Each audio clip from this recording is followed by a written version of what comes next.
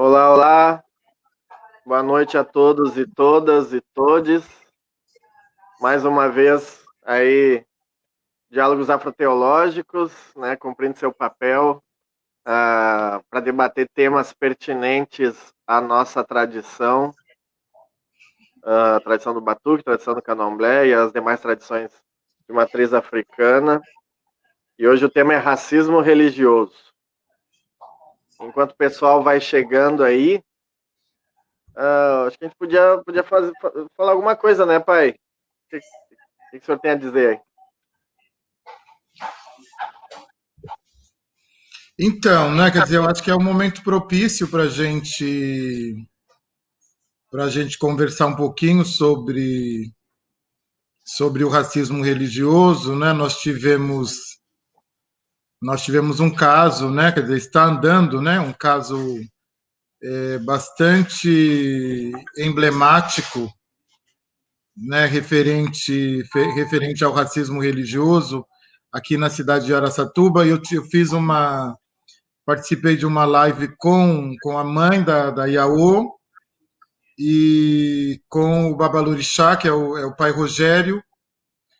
E só para situar, então todo mundo deve estar acompanhando, nós tivemos um caso aqui em Araçatuba, interior de São Paulo,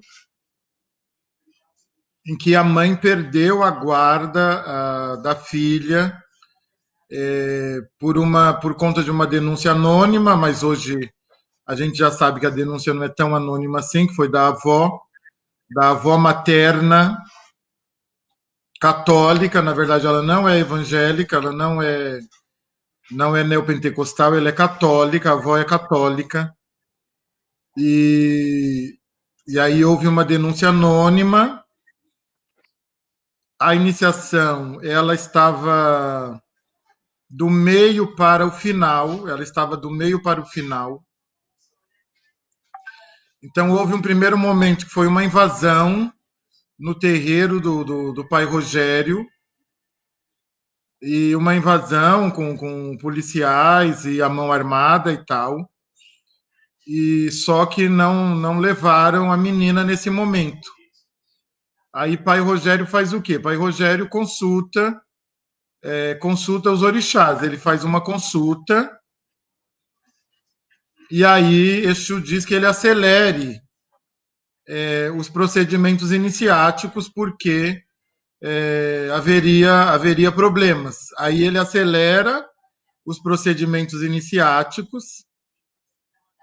A iniciação ela termina e a Iaô vai para a casa dela. Ela estava o tempo todo acompanhada da mãe, e aí a Iaô vai para a casa dela.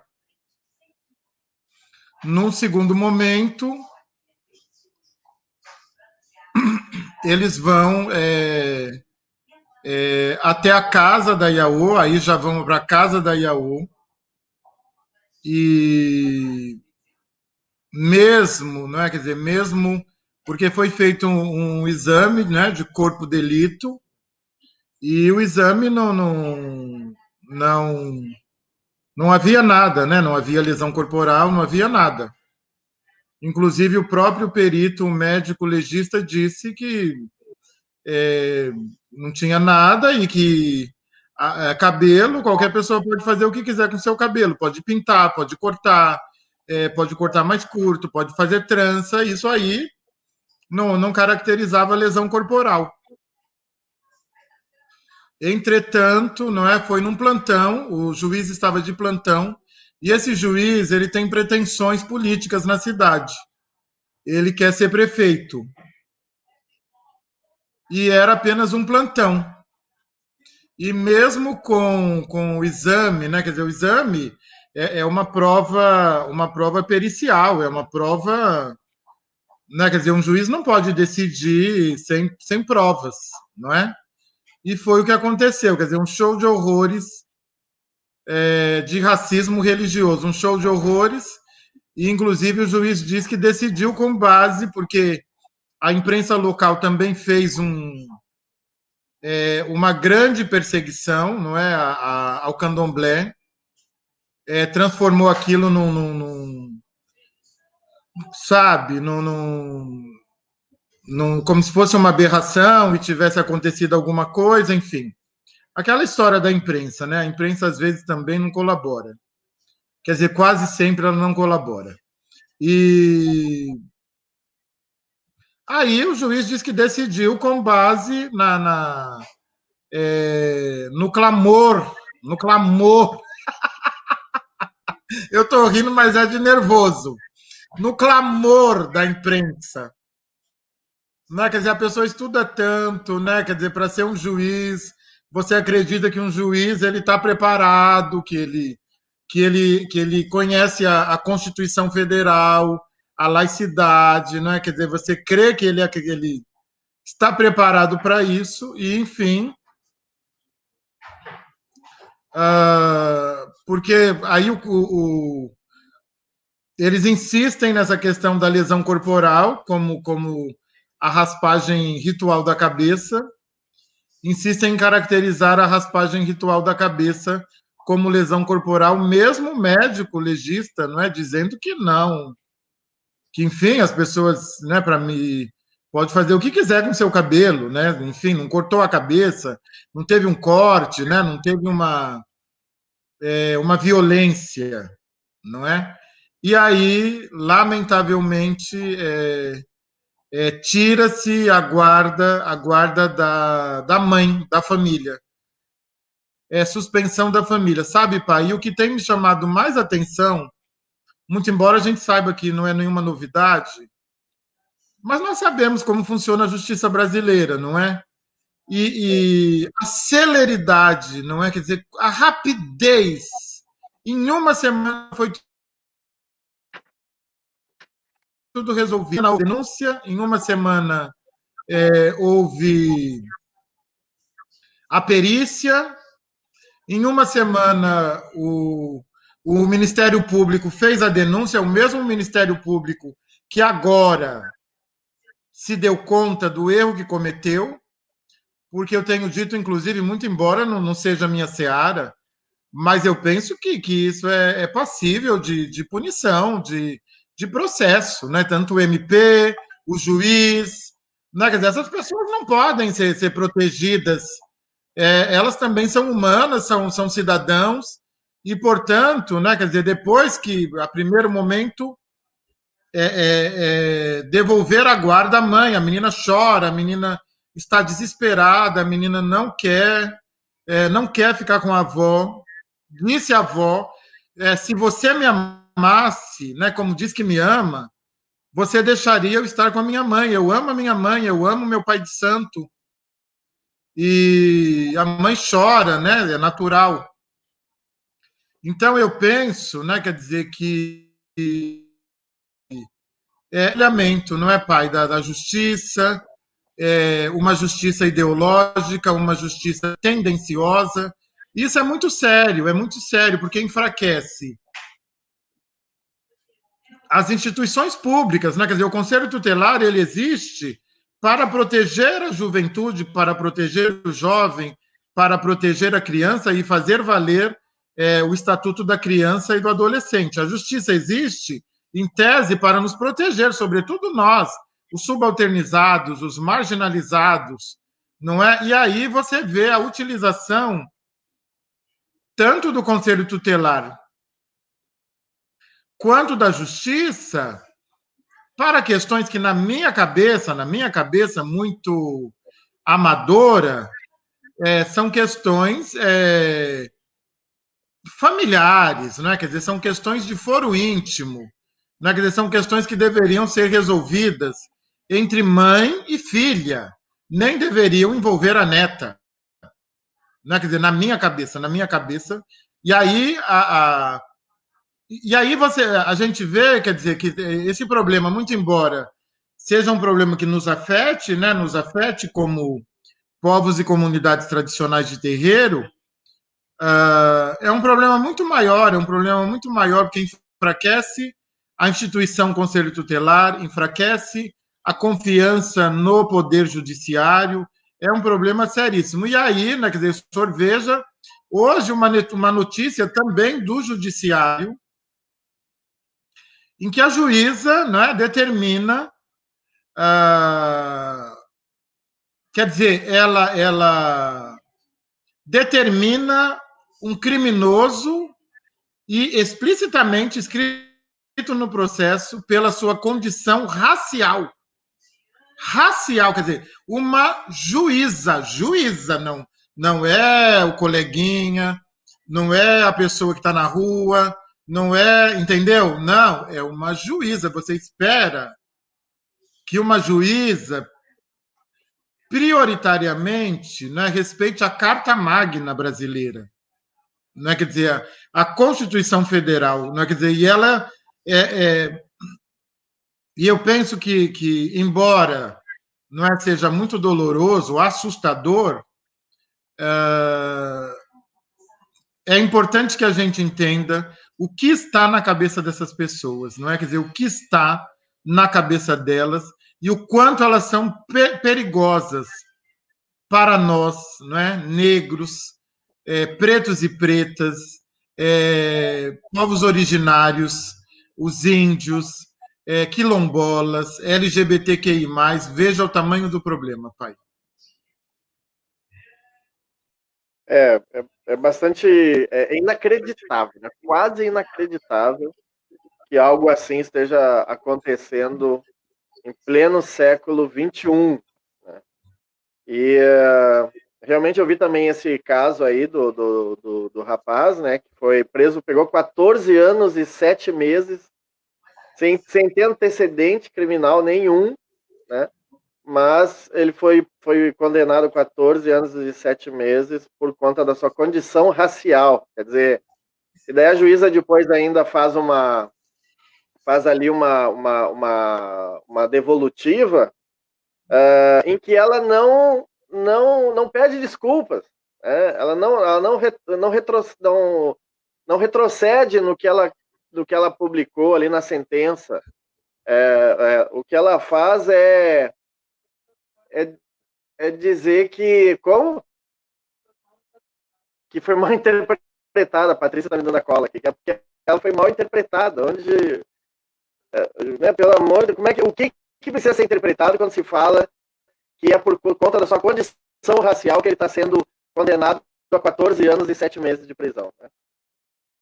Então, não faz qualquer sentido essa sentença dessa juíza, e não é a primeira vez. Né? Já faz muito tempo que a gente faz uma denúncia da existência do que o professor Gleidson, não sei se você se lembra, o Gleidson, ele esteve aqui falando com a gente sobre branquitude, né, negritude, e ele desenvolveu um conceito que ele chamou de hermenêutica jurídica. Ele é advogado, né, está fazendo um mestrado em Direito, e ele desenvolveu um conceito que ele chamou de hermenêutica jurídica da branquitude, onde ele fala sobre esses aspectos, né, que são inerentes ao próprio sistema judiciário, que naturaliza pré-condições, e uma dessas pré-condições é a ideia, né, de que o negro está sempre predisposto a cometer o crime, né,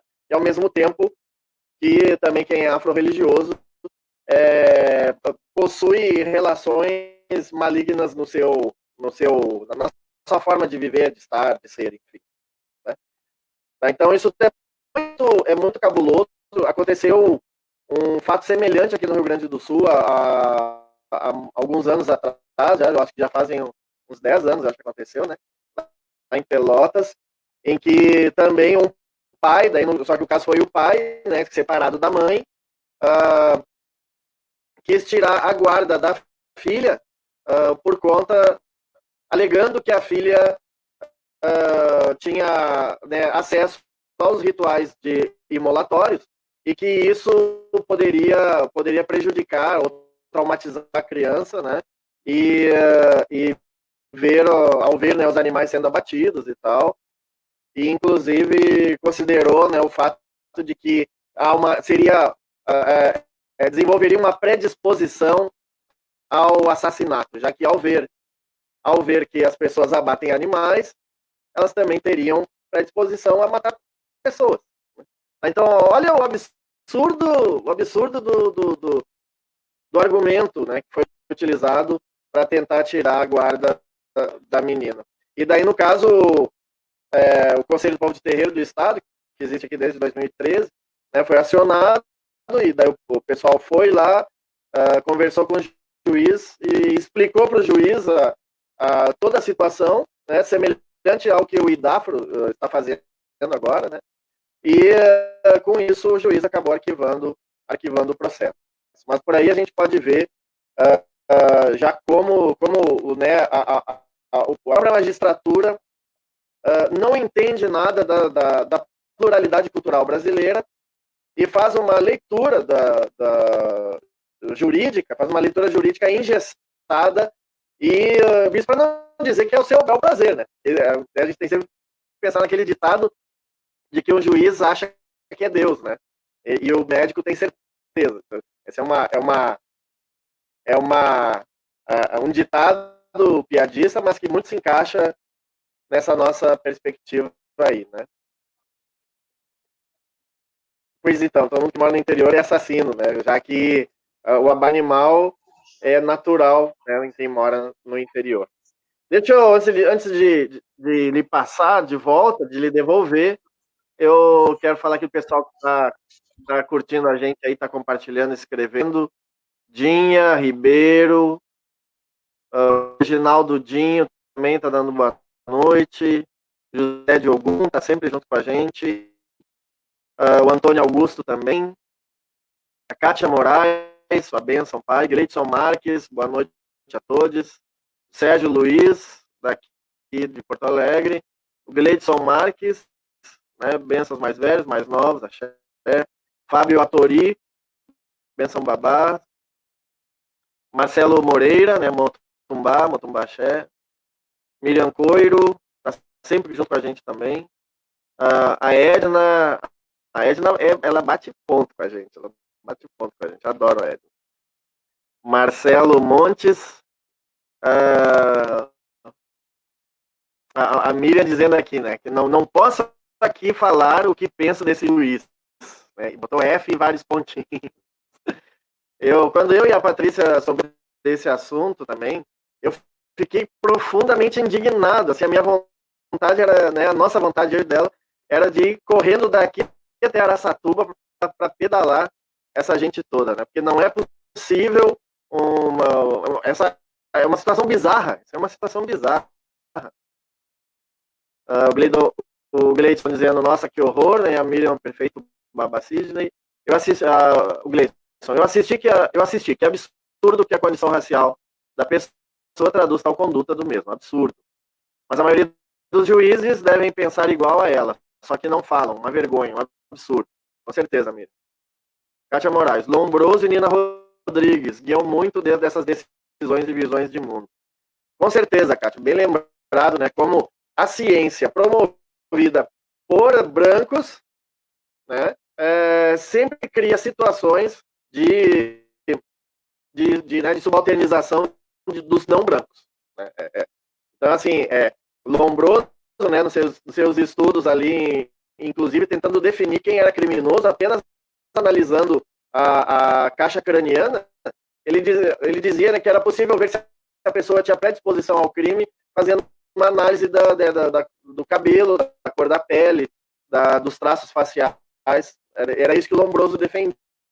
E o Nina Rodrigues, né, em que pese o trabalho dele a respeito das tradições de matriz africana, que foi um dos primeiros lá, né, quando ele publicou aquele livro em 1898, mas ele era um médico também e, né, como médico branco tinha toda essa visão também eurocêntrica e visão da branquitude, né, visão da branquitude que a gente já está acostumado a saber, mas e que quando a gente pensa que está aprendendo a lidar, eles vão lá e dão dão outro jeito, né, Baba Cisne?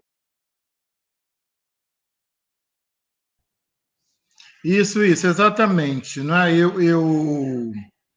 Eu quero voltar um pouquinho nessa questão do sacrifício, porque aqui também em São Paulo, nós temos sido orientados a não deixar as crianças participarem dos rituais de magia com animais. Eu estou, sabe, pai, decidido a ignorar totalmente o modo como eles denominaram as nossas coisas. É preciso entender, né, quer dizer, que grande parte do que nós somos, em termos de senso comum, não foi dito por nós. Né? Quer dizer, foi a branquitude que disse. A branquitude que disse que nós sacrificamos, a branquitude que disse que nós fazemos abate animal, a branquitude diz que vai ter matança. Então, é a branquitude que diz que significou as nossas coisas em termos de senso comum. Nós precisamos começar a negar isso. Nós temos que negar. Entendeu? Eu estou decidido, não é, a não adotar esse olhar racista, esse olhar subalternizante, esse olhar que marginaliza, que não foi produzido por mim. Porque, de verdade, quando eu faço uma magia envolvendo um animal, eu não me sinto matando aquele animal.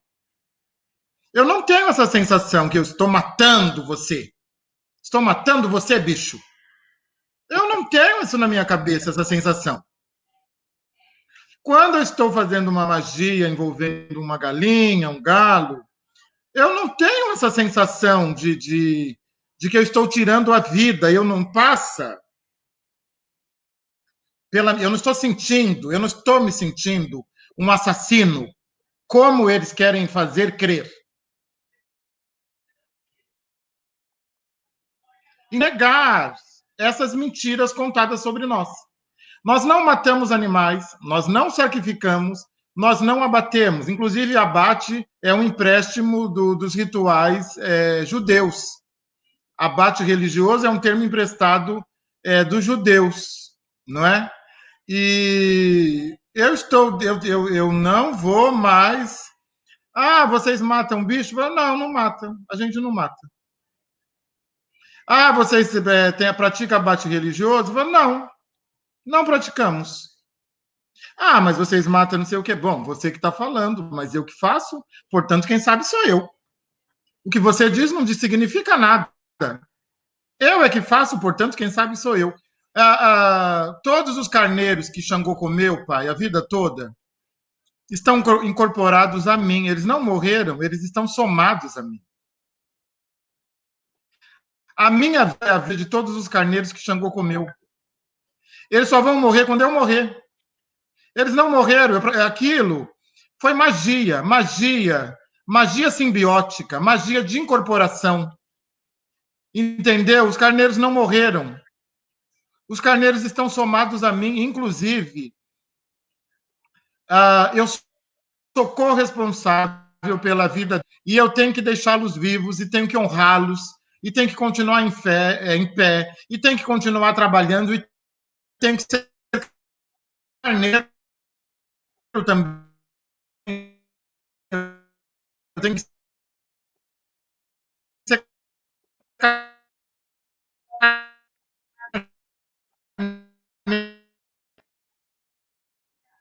portanto, caiu a minha internet caiu? Não, o senhor ficou travando, mas voltou agora. Estou lhe vendo.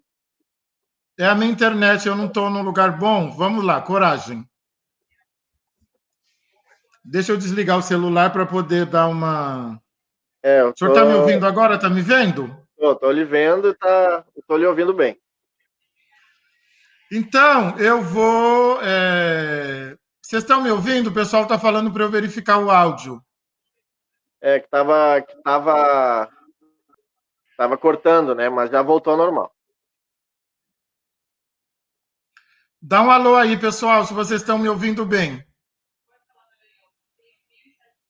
Então, sabe, eu penso que nós precisamos trabalhar em duas frentes. uma frente que eu tenho chamado de naturalização do ser de terreiro. Porque o que acontece? Nós, pai, nós somos bilíngues, nós somos trilíngues. Nós sabemos tudo sobre a religião deles, não sabemos? E é natural. Tudo que eles fazem é natural. Nós já chegamos a 100 mil mortes por Covid. Quem faz sacrifício? Quem é que faz sacrifício de vidas humanas? Quem naturaliza a morte? Quem matou quilombolas? Quem matou LGBTQI+? Quem matou negros e negras? Quem que matou? Ah, e vocês vão dizer que nós é que matamos? Não, nós não matamos, vocês que matam. O capitalismo mata, a extrema-direita mata, o neoliberalismo mata, entendeu? Não, nós não matamos nada. Nós não matamos nada. Pelo contrário. Voltamos, a minha internet está oscilando. Mas coragem, vamos lá. Coragem, coragem, que vai dar tudo certo. Então, eu penso que é isso, não é? E nós precisamos negar as mentiras contadas sobre nós, não é? Esse caso de Araçatuba é um verdadeiro show de horrores. Eu não acredito. Com tanta rapidez, pai, quer dizer, o Conselho Tutelar fez a denúncia. O MP acolheu a denúncia. Foi feito o exame de corpo de delito. Mesmo assim, né, quer dizer, o juiz julgou com uma velocidade, que isso não existe na justiça brasileira, não existe, gente. Todo mundo sabe como a justiça brasileira é rápida. E em uma semana a mãe perdeu a guarda da filha. E tem mais uma coisa, porque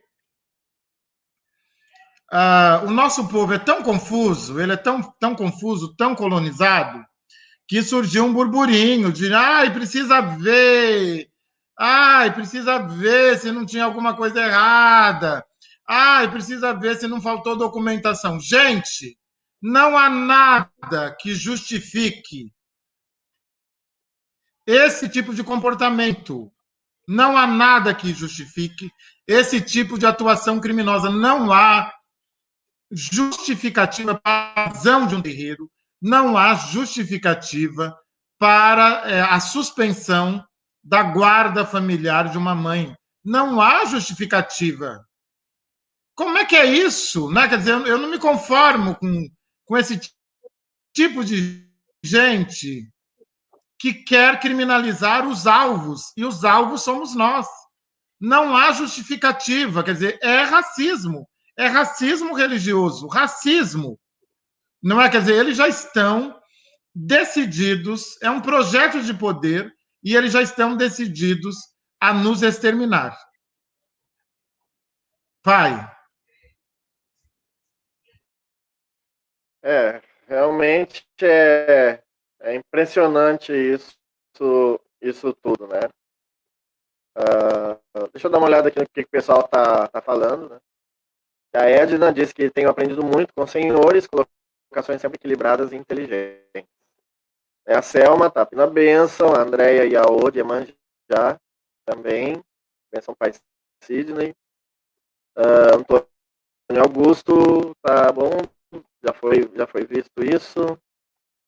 Miriam Coiro, eu quero saber o que eles imaginam, o que acontece com os animais nos matadouros que vão parar na mesa deles. Né? Ou todos esses evangélicos são vegetarianos ou veganos. Essa é uma boa questão. Aqui no Rio Grande do Sul, em 2015, deixa eu tentar dar botar na linha do tempo isso aí que aconteceu. Lá em 2003,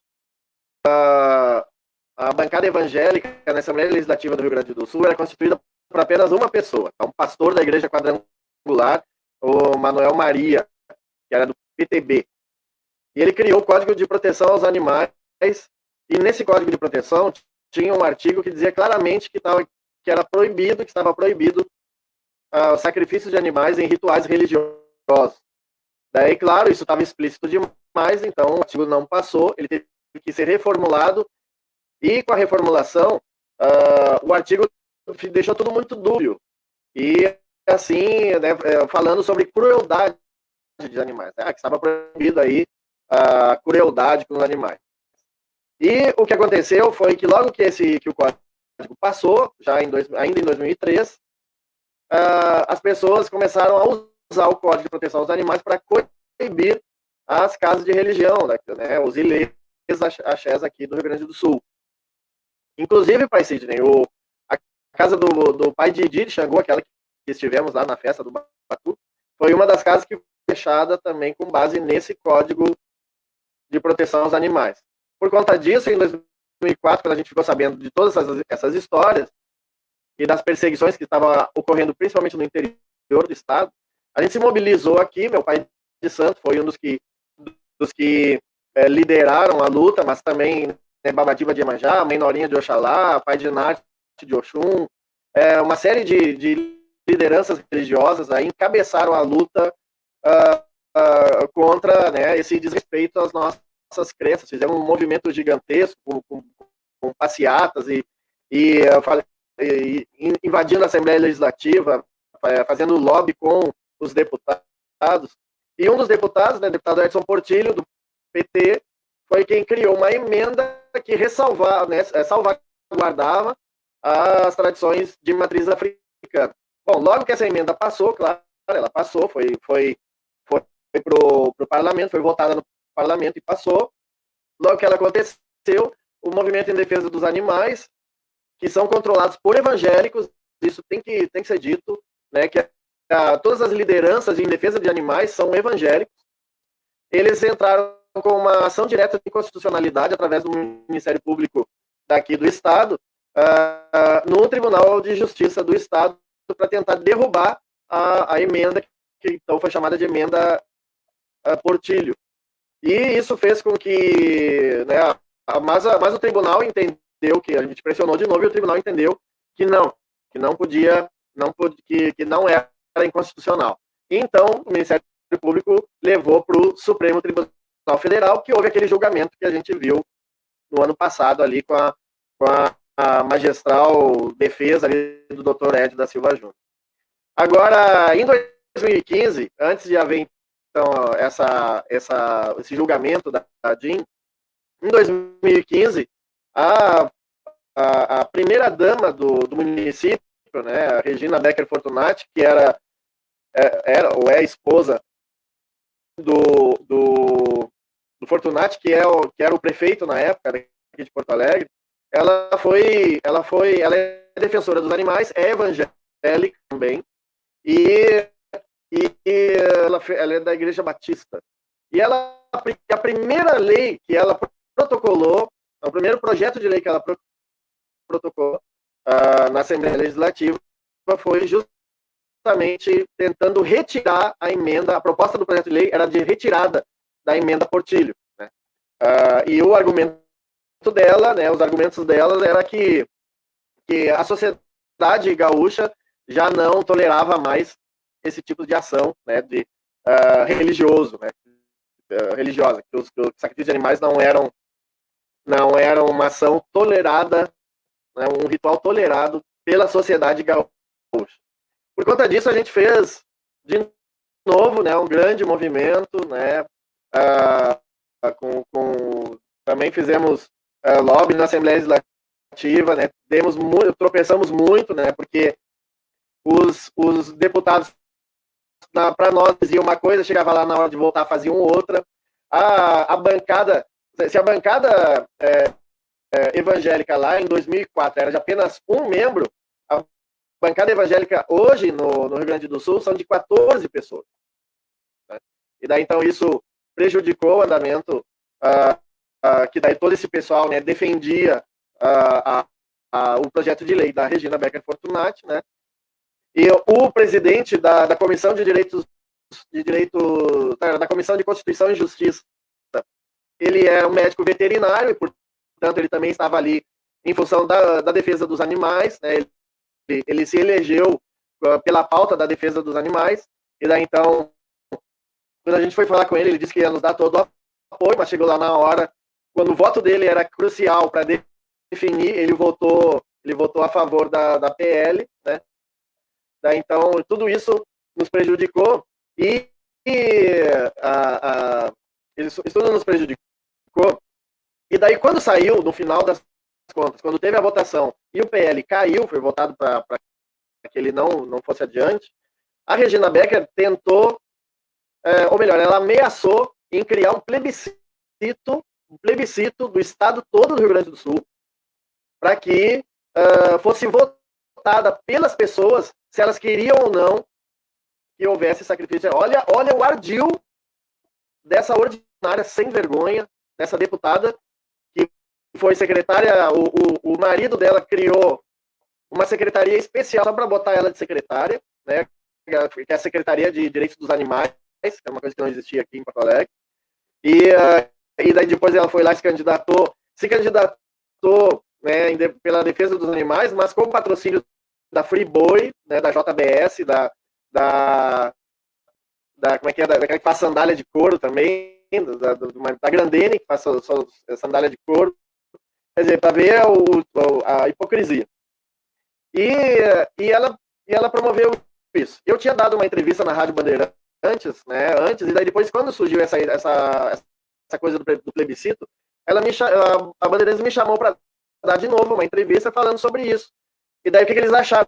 Porque eles queriam saber o que eu achava. Daí eu disse, olha, o grande problema é que o gaúcho come churrasco todo final de semana. É da nossa cultura, da cultura gaúcha, comer churrasco, se deixasse de comer todo dia. Mas todo final de semana come churrasco. Só que como a gente não vê de onde vem essa carne, parece que a carne, né, as pessoas acham que pensam que a carne brota das árvores, né? E daí, então, se fosse fazer esse plebiscito, com certeza todo mundo ia dizer que é contra os sacrifícios de animais em rituais religiosos. Mas ninguém se lembra que tudo que ele come, né, em termos de proteína animal, está relacionado a um abate também, né?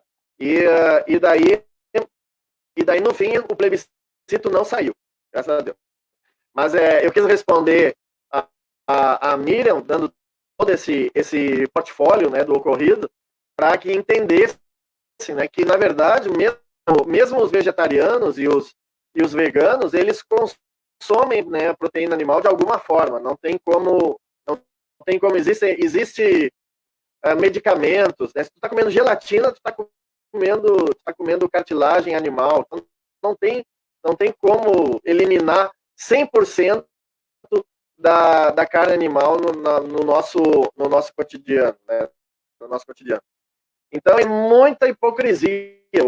E isso só demonstra, na verdade, que eles não estão interessados em proteger os animais. Isso não tem a ver com proteção aos animais. Isso também não tem a ver com nutrição. Isso tem a ver com racismo religioso. Eles querem impedir que a gente possa ter livremente as nossas práticas, ter a nossa prática livre. Né? Eles querem proibir que a gente exista, é isso. Eles querem proibir que a gente exista. Por quê? Porque a visão cristã de mundo é uma visão maniqueísta.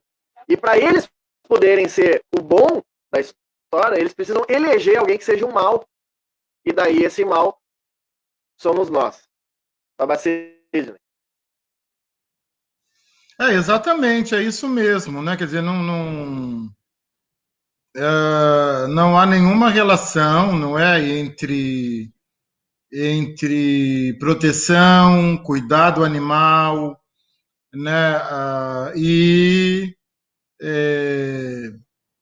com as nossas práticas, não há nenhuma relação. Quer dizer, todo o incômodo, né, quer dizer, mesmo que nós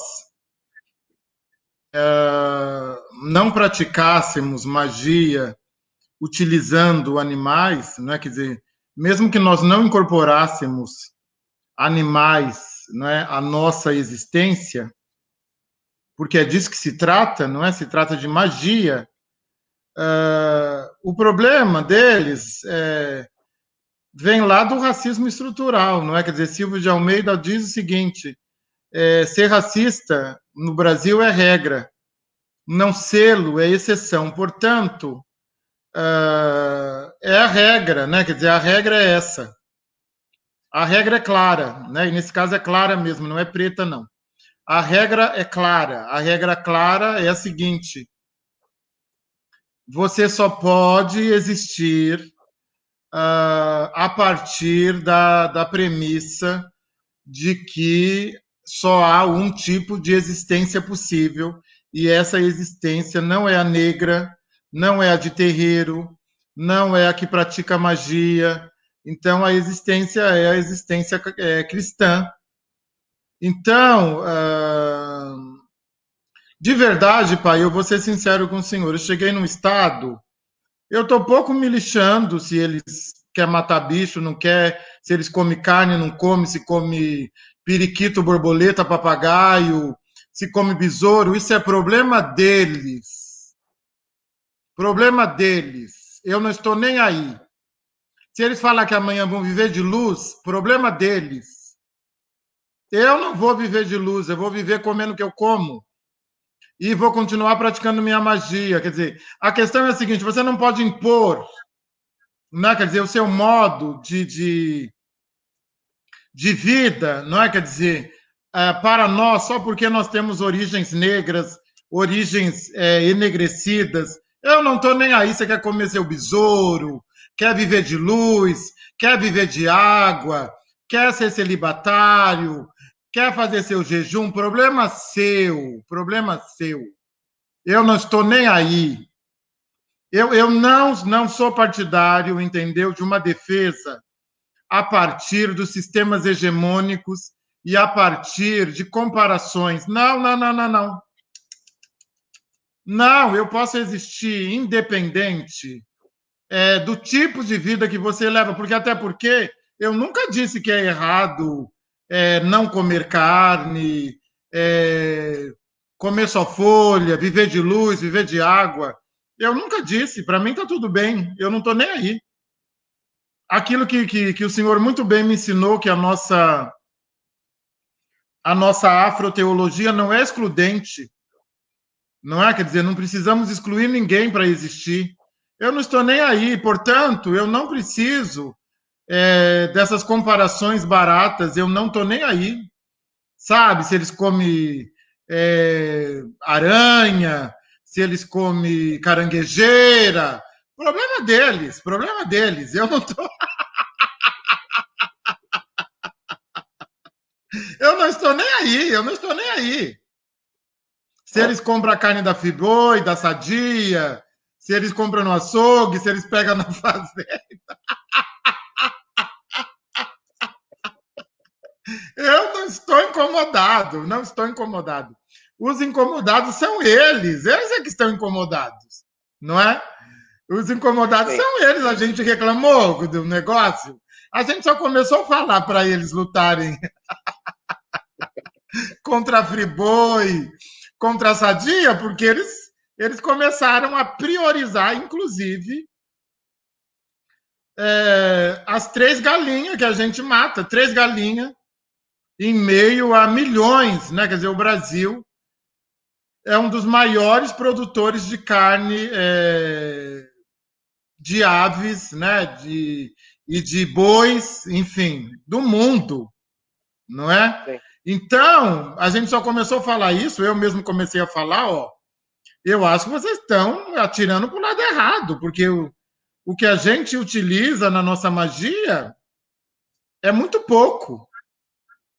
E grande parte nós comemos, outra parte não comemos. Também não somos obrigados, não estou nem aí, porque realmente tem animal que a gente mata e não come mesmo. Tá bom? Não gostou? Problema seu. Vocês matam vidas humanas. Humanas. Entendeu? Vocês matam vidas humanas. E como muito bem o senhor acrescentou, animais em tudo, gente, nos medicamentos, na gelatina, em todos os alimentos industrializados. Não me vem com essa conversa, entendeu? Com essa palhaçada de vegetariano, de vegano. Não me vem com essa palhaçada. Não me vem com essa palhaçada. Entendeu? Vocês. Que candomblé vegano, né? Candomblé vegano. Candomblé vegano é filho do sistema capitalista, porque, na verdade, qual é a ideia? É a religião customizada para poder vender. Olha, pai, eu tenho filhos vegetarianos, veganos. Eu tenho.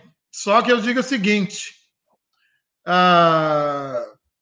Quer dizer, não sou nem eu que digo, eles que dizem, falam, olha, essa carne que nós comemos no terreiro não é a carne do açougue, não é a carne do abatedouro. Essa carne é uma carne respeitada, é uma carne que alimenta integralmente. Portanto, a carne do axé, nós utilizamos a carne no sentido orgânico da palavra, utilizamos as proteínas, as vitaminas, utilizamos o axé da carne, utilizamos a espiritualidade da carne. É uma carne encantada, portanto, não é a carne. Quer dizer, eu quero crer que o problema do vegetariano é outro, né? Quer dizer, o problema do vegetariano, do vegano, não é a nossa carne, né? Quer dizer, e ele se equivoca muito se ele vier para o nosso lado, ele se equivoca muito, não é?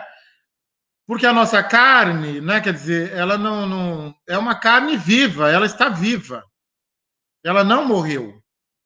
Ela não morreu, é uma carne viva, é uma carne plena de axé, é uma carne que, como diz a gastronomia, inclusive, que o alimento deve ser respeitado, ele deve ser respeitado.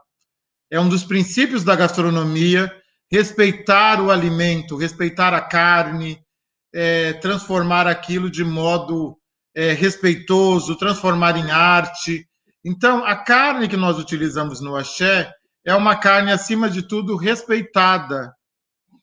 Então, e essa ação, não é, pai, do que chegou no Supremo, ela começa aí em 2000, eu vi, parece que foi 2004, né? Quer dizer, veja, 2004, essa briga, porque eu peguei a briga da metade para o final, porque eu peguei a briga no momento da publicidade lá com a mulher do prefeito.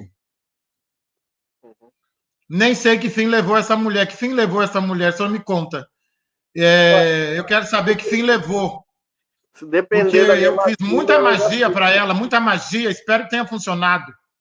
Fiz muita magia com a foto dela, eu printava, eu imprimia.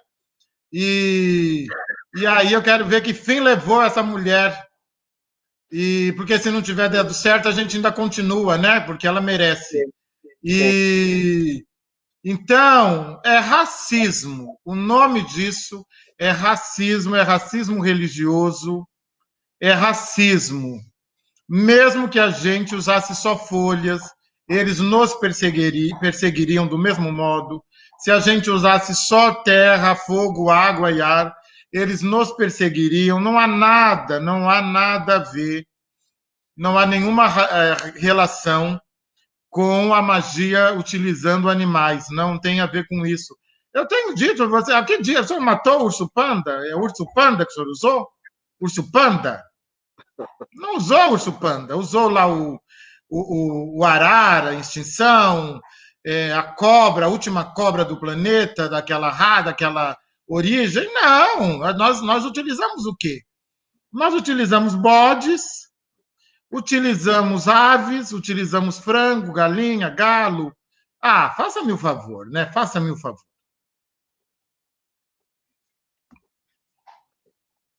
Estou lendo aqui o que o Rafael escreveu. Ele disse que tem pensado que, na perspectiva iorubá, a vida dos animais é tão valiosa quanto a vida das plantas e demais seres da natureza. Portanto, não faria sentido deixar de comer carne ou explorar os animais, explorar entre aspas, ele coloca, né, para fazê-los para fazê-lo com as plantas.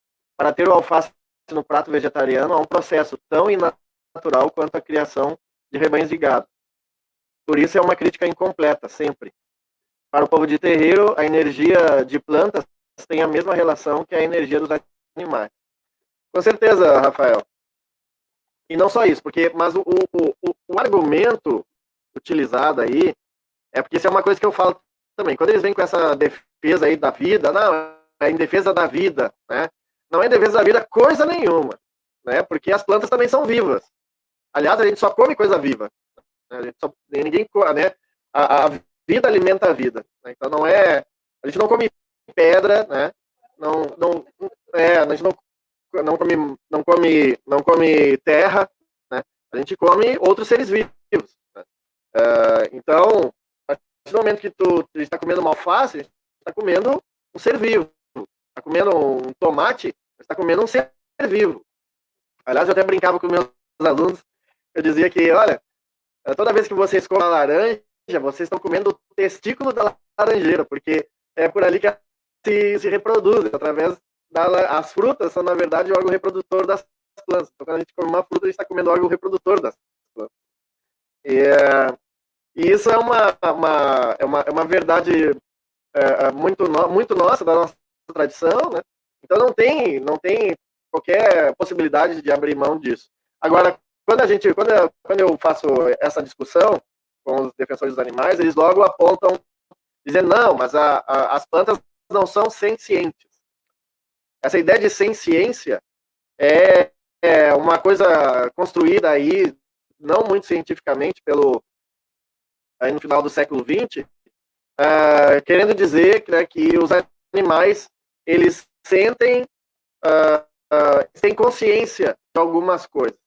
Né? Eles podem não ter a nossa inteligência ou o nosso nível de inteligência, mas eles têm consciência de algumas coisas, eles sentem medo, eles sentem dor e não sei o quê, enquanto que uma planta não teria senciência.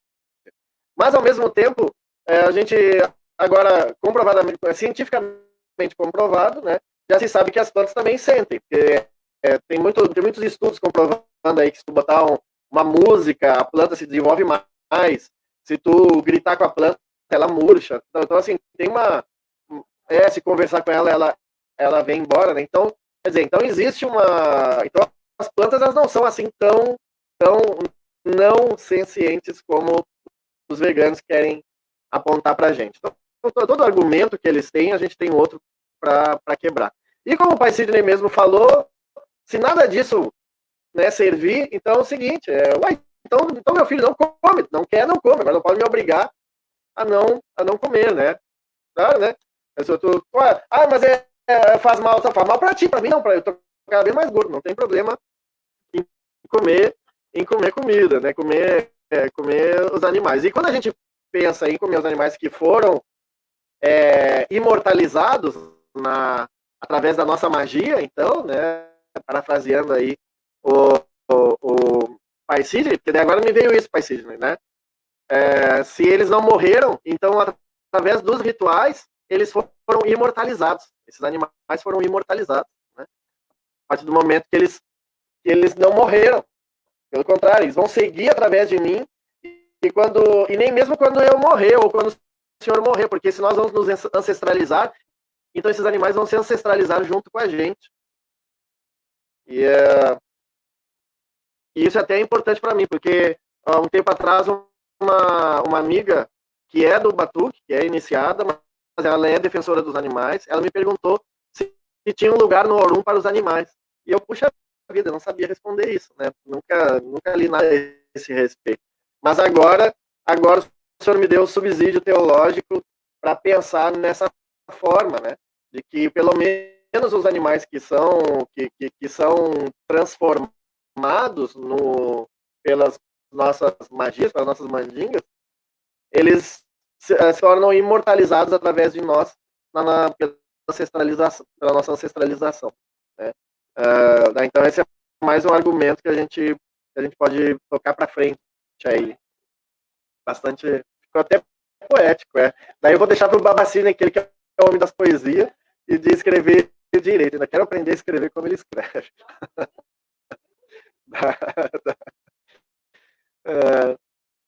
Há quem diga, deixa eu ver aqui, a Andrea disse, certa vez conversando com uma colega vegana, ela afirmou que o problema de comer carne é o assassinato. O modo cruel, essa a gente precisa de Bori, pai.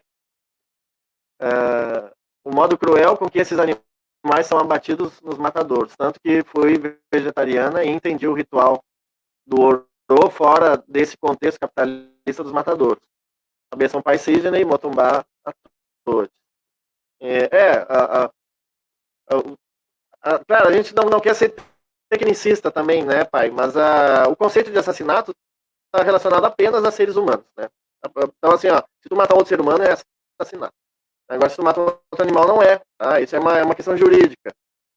E eu não quero ser tecnicista nesse ponto, tá? Mas o argumento que a gente tem hoje é esse. A gente precisa se valer dos argumentos também. Quando alguém vir me chamar de assassino, como fizeram, inclusive, naquela contenda em 2015. Aliás, foi sim, né? Agora que eu lembrei, foi através daquela contenda que a gente estreitou os nossos laços aí, né? A ver como até mesmo o conflito serve para unir, né, pessoas distantes, né, mas que possuem uma mesma fé. Eu me lembro que eu peguei um texto que eu acho que eu vi do senhor na internet e pedi autorização para colocar num compêndio de artigos que a gente publicou aqui, se referindo ao nosso manifesto, né, ao nosso manifesto contra o PL 21 na época, 2015. A gente já se conhece há 5 anos, hein? Puxa vida. Rafael, exato. Há quem diga que as plantas não possuem terminações nervosas, portanto não sentem dor. Reparem aí a imposição de uma forma de ver a vida, relacionada com a biologia pura e negando a crença africana. Mas claro, porque esses biólogos também são biólogos da branquitude, né? Eles não são biólogos afrocentrados, né? E daí é claro que eles vão ver a biologia com esse mecanicismo que é típico desse tipo de ciência, né? É a mesma coisa que a medicina. E eu falo isso sabendo que o Rafael é enfermeiro, né? A medicina ela faz isso também, né, pai?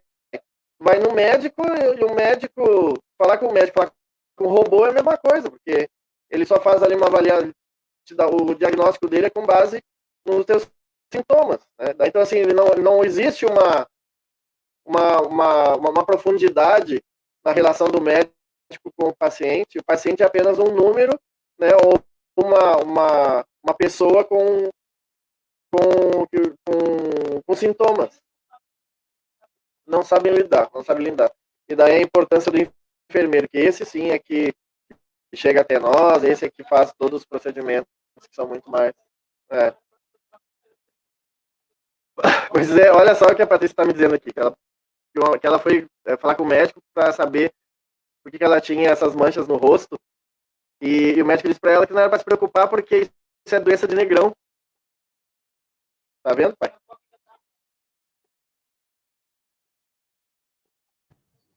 É isso aí, é desse jeito, né? Quer dizer, sempre o olhar, né? Quer dizer, o olhar racista, não é? Sempre se volta para nós em alguma medida, é desse jeito.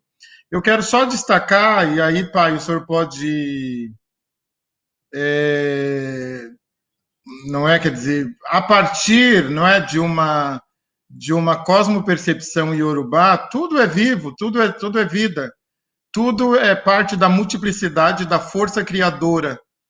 Então, o animal não é, só reiterando, o animal, de uma perspectiva iorubá, não é diferente da planta, da folha, da árvore, ele não é diferente, não é diferente, não é? Quer dizer, ele não há me parece que não há, aí o pai pode dizer com um pouquinho mais de conhecimento, quer dizer, não há uma hierarquização da vida, pai, né, nesse sentido de mais vivo, menos vivo, mais humano, menos humano, né? Quer dizer, não me parece que o que nós, né? Quer dizer, e faz muito sentido o que o senhor trouxe, quer dizer, se a gente está dentro, né? Está dentro de um círculo, está dentro de um círculo gerundivo, que eu chamo de gerundivo, não é no gerúndio, quer dizer, num círculo, não ciclo, círculo contínuo. Se a gente está dentro de um círculo contínuo, é natural que a vida alimente a própria vida. É natural que a vida se retroalimente da própria vida. Quer dizer, não faz sentido a vida se alimentar da morte. Né? Quer dizer, me parece que não faz sentido. Né? Quer dizer, eu como folha porque está morta. Né? E eu não como animal porque o animal é porque está vivo. Não, quer dizer, está tudo vivo. E aí faz muito sentido, né? Quer dizer, essa consideração do senhor de sim, é a vida que alimenta a vida, né? Quer dizer, é a vida que mantém a vida. Portanto, a magia deve envolver, não é? Quer dizer, deve envolver a vida, né? Deve envolver a vida, ter a vida, né? Quer dizer, ela é responsável pela manutenção da própria vida, e por isso que eu fiz essa leitura semiótica, né? Uma leitura semiótica, né? Quer dizer, quase uma poesia mesmo, de que não há morte, né? Quer dizer, não há morte. E os animais se somam à vida e à nossa vida, né? Quer dizer, e nós também nos somamos a eles no momento dessa magia envolvendo animais, né? Quer dizer, e nós nos somamos ao galo, à galinha, ao bode, à cabra, ao pombo, nós nos somamos e essas vidas se somam a nós. E aí, muito bem lembrado, não há morte, né? Quer dizer, não há morte, porque nós seremos ancestralizados e os animais também serão ancestralizados e imortalizados por meio da nossa imortalidade. Na verdade, se a gente for fazer uma análise teológica, né? Uma análise teológica é disso que se trata, né? Quer dizer, das bases litúrgicas que sustentam e significam a nossa religiosidade, nós vamos entender que não há morte, né? Quer dizer, não há morte, muito pelo contrário, nós estamos respeitando, honrando, ancestralizando, imortalizando a vida desses animais, não é? Que o mesmo não acontece lá no açougue, o mesmo não acontece na mesa, não é? Quer dizer, o mesmo não acontece. Até porque os princípios rituais praticados por nós não foram adotados lá no abate em massa, nos abatedouros, não é? Portanto, essa carne, não é, que as pessoas consomem na churrascaria, nas suas casas, essa carne sim está morta e essa carne não será ancestralizada.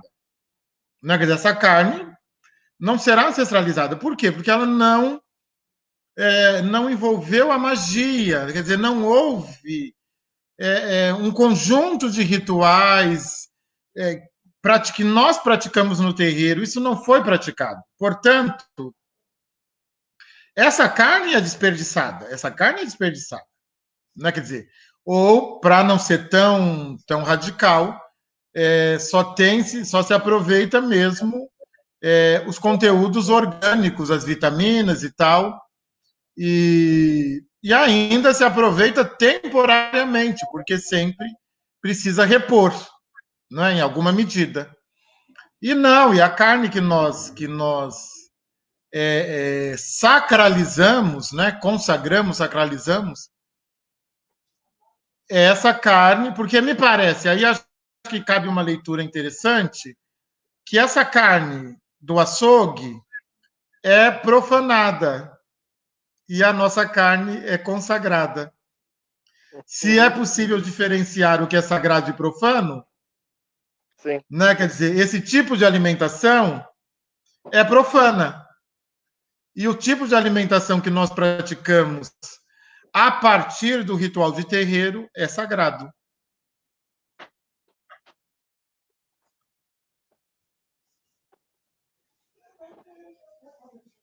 Não, Faz sentido, pai?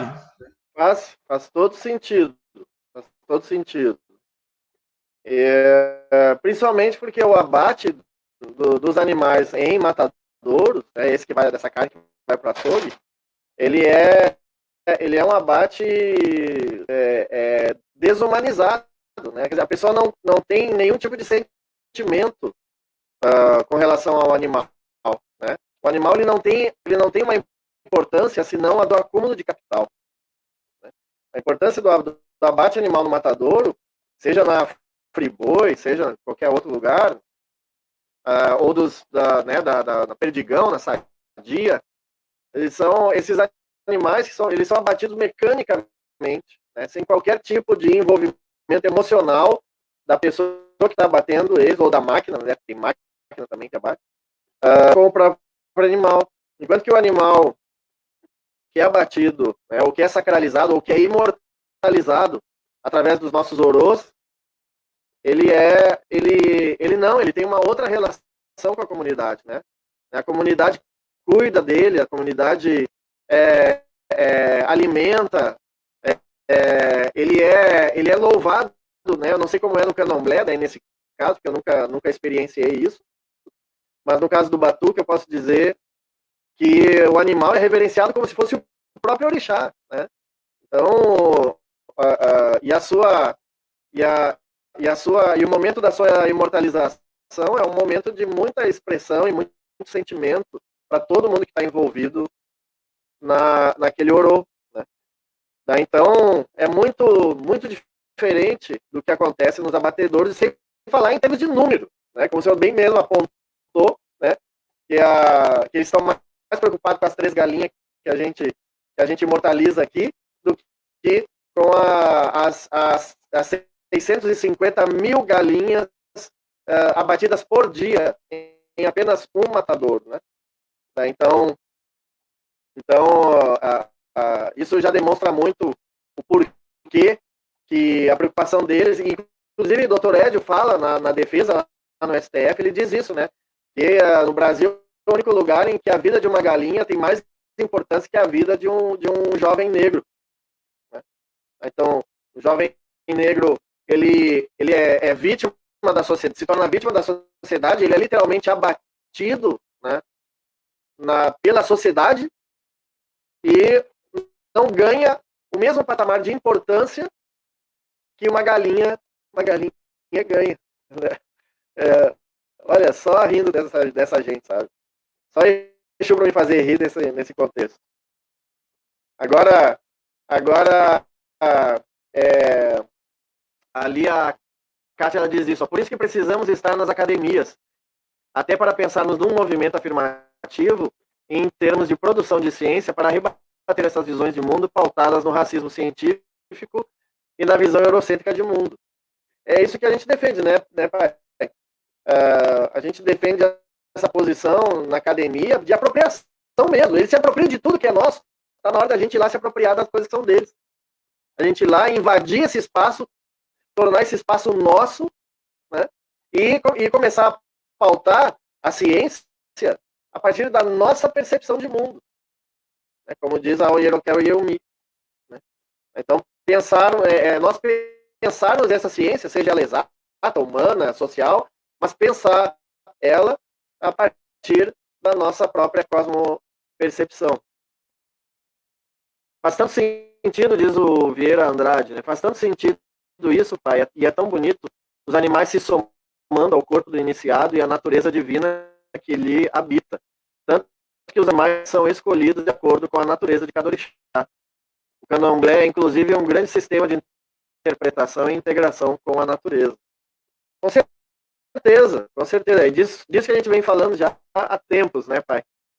Triste verdade, a vida de uma galinha é mais importante que a vida de um jovem negro, né? Os abatimentos diários da população negra que são naturalizados, diz a Kátia Duarte com o Vieira, concordando. Então esse é o grande paradigma que a gente a gente tem que lidar nos dias de hoje. Mas antes, a gente já está ali com 1h10 de conversa, e eu queria trabalhar um pouco aqui nessa finaleira, que o tempo voa quando a gente tagarela, né? Eu queria trabalhar nessa finaleira esses conceitos, o conceito de racismo religioso e um outro conceito que eu gosto muito, que eu queria para nós aqui, que é o de afroteofobia. E Pai Sidney escreveu um livro sobre intolerância, sobre racismo religioso, né? Tá com o título de intolerância religiosa, mas eu sei que é sobre racismo religioso. Por falar nisso, eu comprei o livro, comprei a versão para o Kindle, né? Me apaixonei pelo Kindle agora só tô lendo tudo em publicação digital, assim, né? E eu tô lendo um artigo no Kindle também, porque eu sou assim, eu leio 3, 4 coisas ao mesmo tempo, né? E eu tô lendo um artigo ali no Kindle que está num livro chamado Ensaio sobre Racismo, né? E nesse artigo que eu tô lendo, ele fala uma coisa a respeito das múltiplas interpretações ou distorções semânticas da palavra racismo, né? Ele fala sobre como o racismo ele foi ao longo como ele foi usado ao longo da história e que nem sempre ele foi utilizado para falar sobre a questão biológica, nem sempre foi utilizado para a questão biológica. Inclusive o termo racismo é utilizado, por exemplo, quando se fala em antissemitismo, né? Quando alguém se posiciona como antissemita, logo ele é tratado como racista. E, a gente sabe que os judeus, eles são brancos, né? Então, assim, se um judeu passar por mim na rua, eu não sei dizer se ele é judeu ou se ele é cristão. Não faz diferença. Mas a legislação brasileira atribui a discriminação ao judeu como racismo. E sendo que, na verdade, o judeu ele só é discriminado quando alguém descobre que ele é judeu por algum motivo. Então, porque, evidentemente, o judeu só é judeu porque ele vivencia uma tradição religiosa, né, que é o judaísmo. Stricto sensu, né? Então, é possível também chamar de a discriminação ao povo judaico de racismo religioso, sobre esse ponto de vista. Porque a gente tem feito debates sobre a questão das palavras, né? E claro, a intolerância religiosa, ela se refere muito à ideia de que, na verdade, ela pode ser perpetrada por qualquer pessoa contra qualquer pessoa, desde que a religião de ambas não seja a mesma, né? Então, os próprios evangélicos já denunciaram várias vezes a intolerância religiosa contra eles, principalmente na época em que eles não tinham poder, né? Em que eles existiam, mas não tinham poder. Hoje eles estão em situação de poder, e daí eles é que estão de vítimas da intolerância religiosa a promulgadores da intolerância religiosa contra todo o resto. De oprimido para opressor. Como dizia o Paulo Freire, né, pai? Né? Dentro né, quando não tem... quando a educação não é libertadora, o sonho do opressor é se tornar um opressor. E é exatamente isso que me parece que acontece, inclusive com o cristianismo, o próprio cristianismo, já que lá no início ele era perseguido pela religião romana, né? E daí depois, quando ele se tornou a religião do Império Romano, ele passou a perseguir, né? E hoje em dia o cristianismo evangélico era perseguido, né, no século XX, e agora que está em situação de poder, ele que passa a perseguir também. Apesar que sempre defenderam ali que a nossa espiritualidade é errônea, mas ao menos não estava em situação de poder para poder agir em cima de nós, e agora tem, né?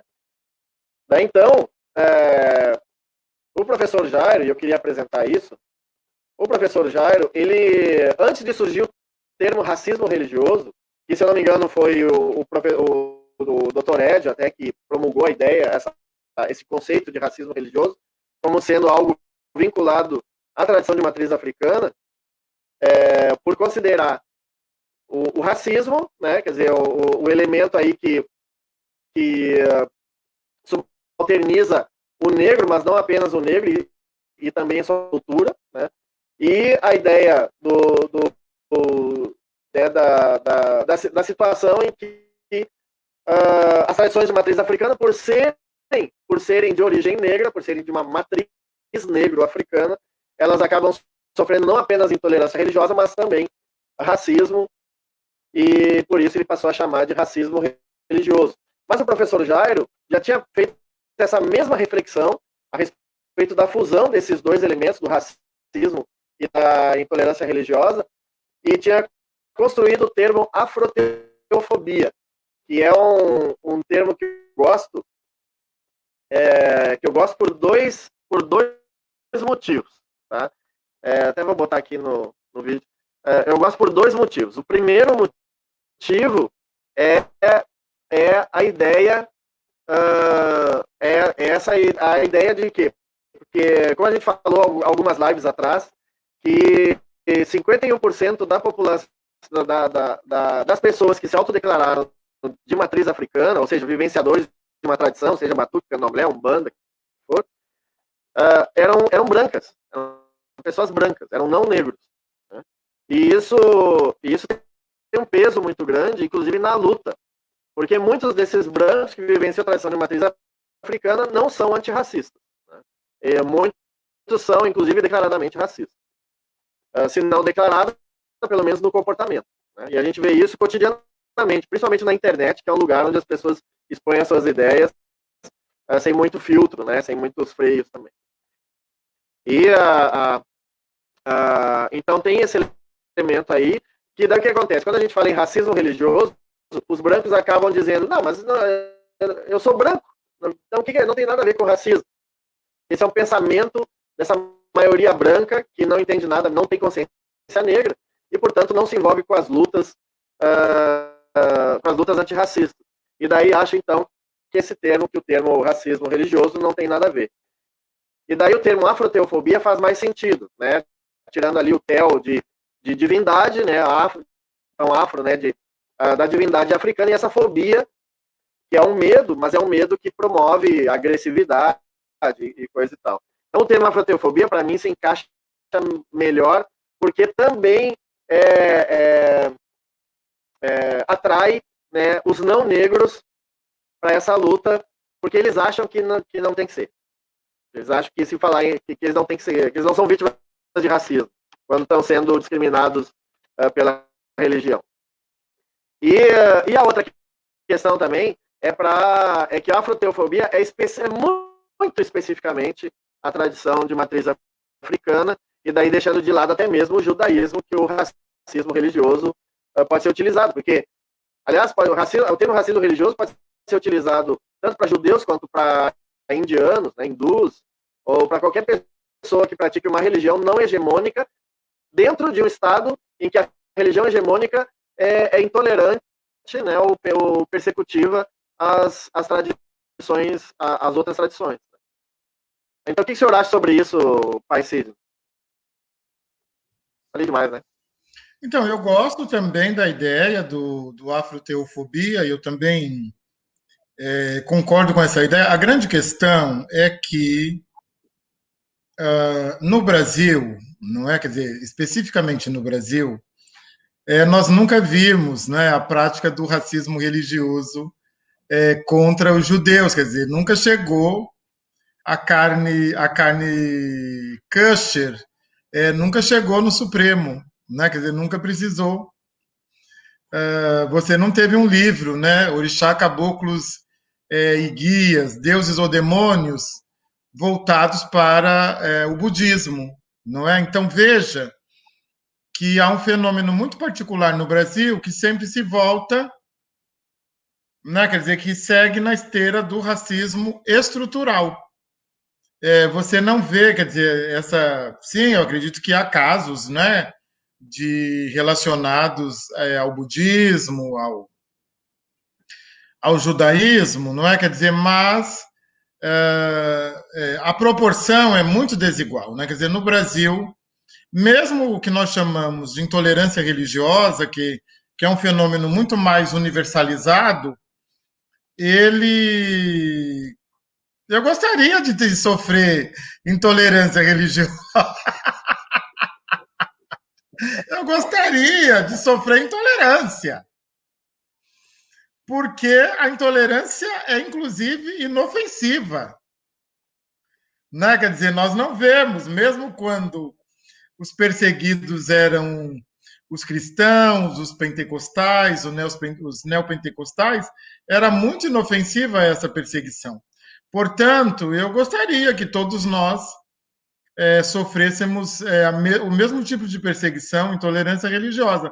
A grande questão não, a grande questão é que contra nós tudo é potencializado, não é? Quer dizer, e a gente está falando, no caso do racismo religioso, que eu acredito que está muito relacionado à afroteofobia, é isso, né? Quer dizer, o centro da perseguição são as origens negras, as origens escurecidas, as origens denegridas, né? Quer dizer, as origens afro, não é? Quer dizer, então,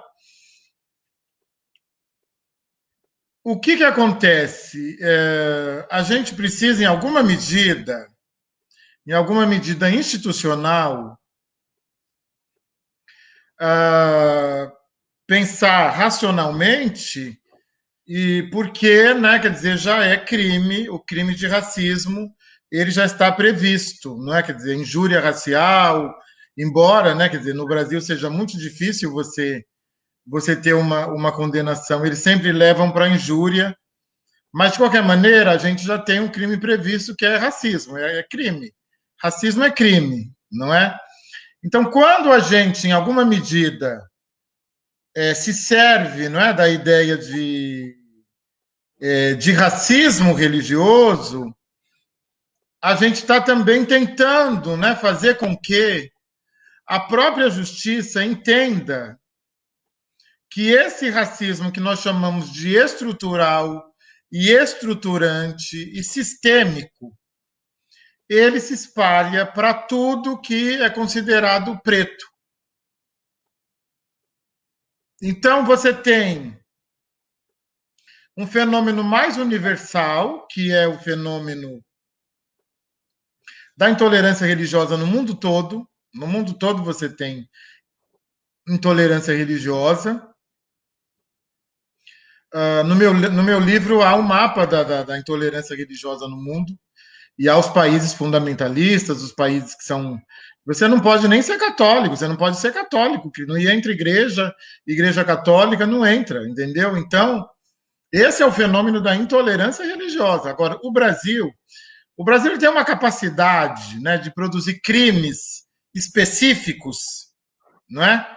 E crimes voltados para o negro. Quer dizer, o Brasil é um fenômeno, né? Quer dizer, o Brasil de fato não é para amadores, não é? Porque ele tem uma capacidade de produzir crimes específicos voltados contra as origens, né? As origens escurecidas, denegridas, empretecidas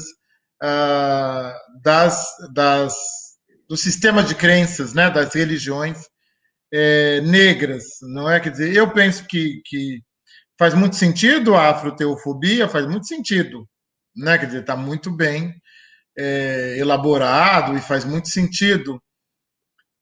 Mas eu acho que a gente pode caminhar, né? Pode caminhar junto. Acho que a gente pode até potencializar o outro. E não tinha pensado nisso, estou pensando agora, nesse exato momento. Mas a ideia do racismo religioso, inclusive, há um movimento que quer dizer, branquitude, né? Sem dúvida que não gosta da ideia de racismo religioso. Eles não querem racismo religioso. Eles querem intolerância religiosa, porque intolerância religiosa não é crime. Não é? Quer dizer, essa é a questão. intolerância não dá cadeia, né? Quer dizer, então é essa a questão. Intolerância, né? Quer dizer, é intolerância, né? Eu não sou obrigado a tolerar, né? Quer dizer, eu não sou obrigado a tolerar o sistema de crenças do outro, não é? Quer dizer, mas eu penso que Não é nem nós devemos contradição. Não é nem conversar contradição. mais, né? Faz muito sentido esse conceito do professor Jairo, sempre muito eficaz, muito eficiente nas suas elaborações afroteológicas e afrofilosóficas. Faz muito sentido, para mim faz muito sentido, sim. E no caso do livro, né, vocês sabem que ele chama Intolerância, porque de verdade quem precisa ler é quem acredita que é intolerância religiosa. E, portanto, é por isso que o nome do livro é Intolerância Religiosa, mas todos nós sabemos que é racismo religioso ou afroteofobia. Eu vou ficar sem bateria, pai, eu vou ficar sem bateria. Vamos para o final que eu vou ficar sem bateria. Não tem problema, estamos encerrando já. Né? O senhor pode se despedir, então? Boa noite a todos e todas, muito obrigado. Perdão aí pela fragilidade da rede, do Wi-Fi, mas enfim, deu tudo certo. Todas as quartas-feiras a gente vai fazer aniversário, né, pai? De 10º programa? Quando será? E a Não, gente já está tá... aqui toda quarta-feira. E a gente vai ter que ter o dia do aniversário, né? Tem que ter aniversário do programa, porque a gente está aqui resistindo bravamente, bravamente. Divulguem, compartilhem, indiquem, inclusive, indiquem, não é, pai? Convidados e convidadas. Indiquem, por favor, indiquem convidados, convidadas para os diálogos afroteológicos. Cuidem-se, um axé para todos e todas. Saúde e vida longa, e é sempre um prazer enorme estar aqui conversando com o pai Hendrix e com todos vocês, com todos, todas e todes. Axé, axé. E para encerrar, então, eu vou tirar o aqui pro o Alujá aqui do Rio Grande do Sul. Eu não sou, já sempre falo, né? Eu não sou alabê nem nada, mas eu vou tentar para quem é do Candomblé conhecer, depois eu passo a bola para o Pai Círio. Vamos lá. Wachacha babalô fina lixangô e o wachacha já babalô fina laureuá. Aê, aê, aê, aê. Calo no de, calo no de. Eni Xangô cabelecilha, Xangô cabelecilha, calo no de, calo no de. Caô cabelecilha, caô cabelecilha, caô cabelecilha. Cabiecile, cabiecile. Eobasarewa, ereu, gegé. Cotô, lá, o deixe. Obasarewa, ereu, gegé. Cotô, lá, o deixe. Obasarewa, era um gegé, obasarewa, era um gegé. O Bassariwa, era o Gegé, o Bassariwa, era o Gezé, o Bassariwa, era o Gegé, o Bassariwa, era o Gegé, o Bassariwa, cabeçile, cabeçile, cabeçile. Então, até a próxima, toda quarta-feira, aqui, 8h30. Um grande abraço para todos.